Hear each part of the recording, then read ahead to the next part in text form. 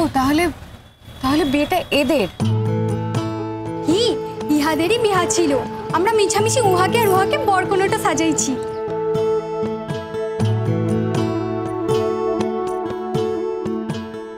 লোকজনকে ঠকাইবার লোকে যে বলতে পারবে সে ভুজটো পাবে, আর যে বলতে পারবে না সে ভুজটো পাবে না। এটা মোদের একটা খেলা আছে বটে। দেখুন, আপনারা যখন বিয়ের অনুষ্ঠানে এসেই পড়েছেন, একটু আহার করে যাবেন। গুরুজি, আমি আপনার সঙ্গে একটু কথা বলতে পারি? বলুন না। আপনি আমাকে আপনি করে নয়, তুমি করেই বলুন। বেশ, বলো কি বলার আছে। আপনার আশ্রমে তো যে কেউ থাকতে পারে, যেমন উনি যেমন আছেন, ওনাকে তো আপনি আগে চিনতেন না, তাহলে আমি কেন থাকতে পারি না? আমি কি আপনার এই আশ্রমে থাকতে পারি?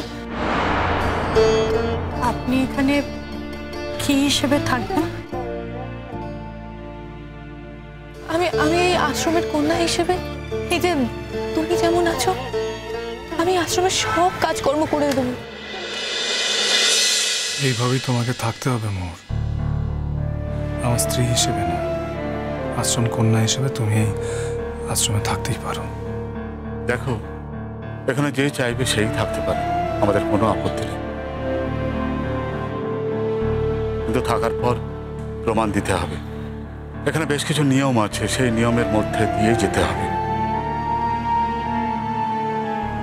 এখানে কোনো ব্যক্তিগত সমস্যার সমাধান আমরা করতে পারবো না। তুমি বলছো উনি তোমার স্বামী, আর উনি বলছেন তোমাকে চেনেন না।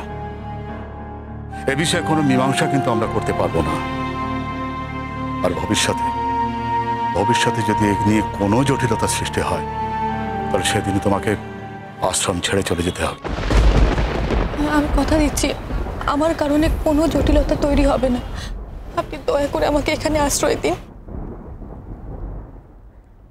বেশ বেশ, তুমি থাকতে পারো। তবে এখানে থাকতে গেলে অরুন্ধতির নিয়ম মেনে তোমাকে চলতে হবে। অরুন্ধতির কথা শুনে তোমাকে চলতে হবে।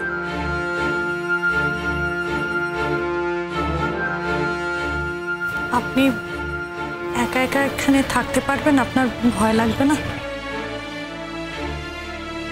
ভয় কিসে? আশেপাশে তো তোমরা থাকবে।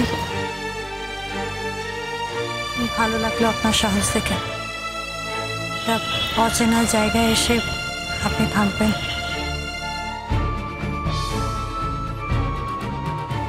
মানুষ বিপদে পড়লে মানুষকে মাঝে মাঝে সাহস দেখাতে হয়,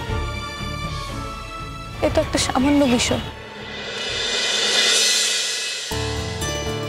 তাহলে তুমি থাকার সিদ্ধান্ত নিচ্ছ বাবা? হ্যাঁ ম্যাম, আমি থাকার সিদ্ধান্ত নিচ্ছি, কারণ আমি জানতে চাই না মোহন, তুমি যে সিদ্ধান্তটা নিয়েছো একদম ঠিক সিদ্ধান্ত। আমি খুব খুশি হয়েছি মোহন তোমার এই সিদ্ধান্ততে।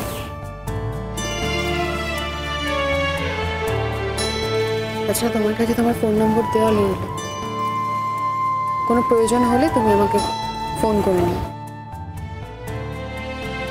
তাছাড়া আমি ওখানে ফিরে শঙ্কর বাবা মাকে আমি জানিয়ে দেবো। আচ্ছা, আমরা এখন সবাই চুপ করে গেলাম কেন?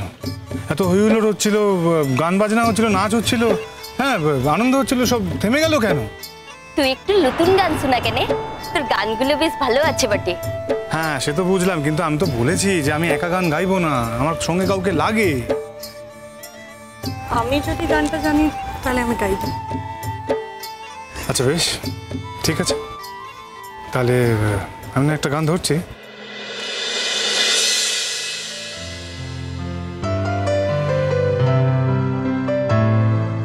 আমার বারবার মনে হয় আমি আপনাদের বাড়িতে আশ্রিত বলে আপনি আমার প্রতি সুযোগ নিচ্ছেন।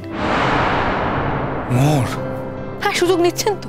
আগুনের পরশমণি ছোঁয়া প্রাণে, এ জীবন পুণ্য করো, এ জীবন পুণ্য করো, এ জীবন পুণ্য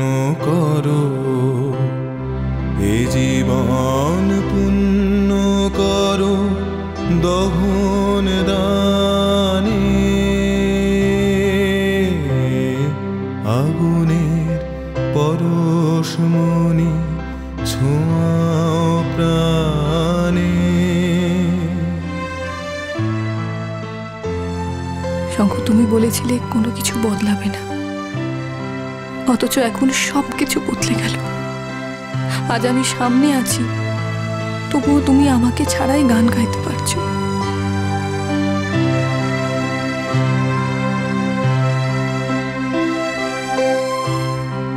আমার এই দেহখানি তুলে ধরো, তোমার ওই দেবালয়ের প্রদীপ করো।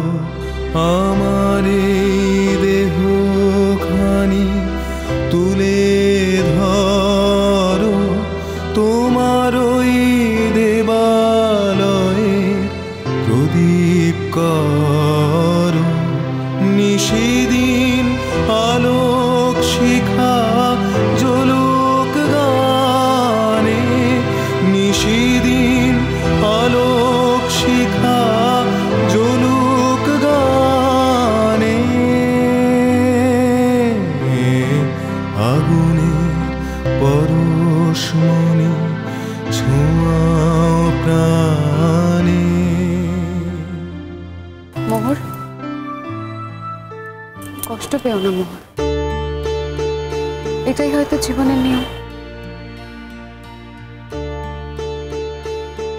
শঙ্খ তোমাকে ভুলে গেছে অথবা মনে করতে চাইছে না। তোমার দায়িত্ব ওকে আবার সবকিছু মনে করানো মোহর, তোমার দায়িত্ব। আমি আশা করছি তোমাদের দুজনকে খুব শিগগিরই আবার একসঙ্গে আমি দেখতে পাবো। তোমরা খুব শিগগিরই আবার ফিরে আসবে।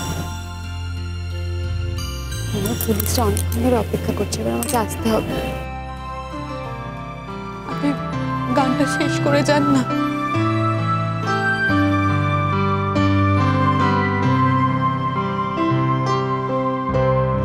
আধারের গায়ে গায়ে পরশ তব, সারা রাত ফোটাক তারা নব নব। আধারের গায়ে গায়ে পরশ তব, সারা রাত ফোটাক তারা নব নব। নয়নের দৃষ্টি হতে ঘুচবে কালো, যেখানে পড়বে সেথায় দেখবে আলো। নয়নের দৃষ্টি হতে ঘুচবে কালো, যেখানে পড়বে সেথায় দেখবে আলো। ব্যথা মোর উঠবে জ্বলে ঊর্ধ্বপানে, ব্যথা মোর উঠবে জ্বলে ঊর্ধ্বপানে। আগুনের পরশমণি ছোঁয়াও প্রাণে। এ জীবন পূর্ণ করো, এ জীবন পূর্ণ করো, এ জীবন পূর্ণ করো, এ জীবন পূর্ণ করো দহন দানে। আগুনের পরশমণি ছোঁয়াও প্রাণে।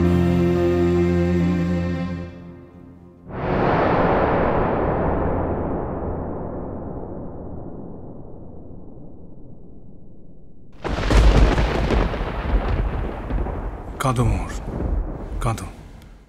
আমি অনেক কেঁদেছি এরকম, এবার তোমার কান্নার পালা। আমি তো জানতাম আমার ভালোবাসা তোমাকে আমার কাছে ফিরিয়ে আনবেই, আর তা সত্যি হয়েছে। দেখি কতদিন ভালোবাসার মতো কঠিন পরীক্ষা তুমি দিতে পারো, কতদিন চোখের সামনে আমাকে দেখে আমি তোমাকে চিনতে পারছি না জেনেও তুমি ধৈর্য ধরে থাকতে পারো। আমিও দেখতে চাই মোহর, এবার শুধুই তোমার পালা।